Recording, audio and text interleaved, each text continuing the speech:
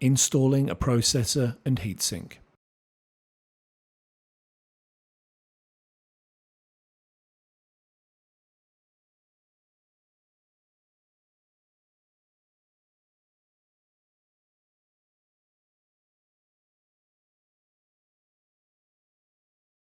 Press the processor down to secure the unmarked end under the clip on the carrier.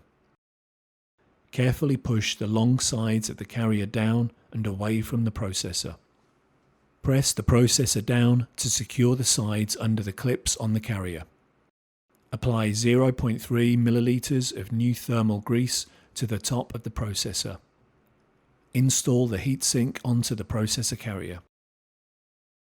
Press the carrier into place until the clips at all four corners engage.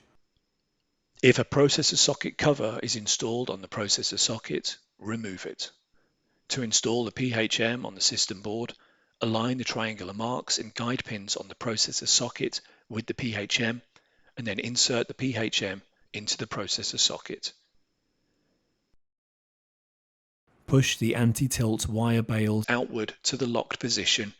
Fully tighten the Torx T30 nuts following the installation sequence shown on the heatsink label. Note: for reference, the torque required to fully tighten or loosen the fasteners is 1.1 Newton meters, 10 inch-pounds.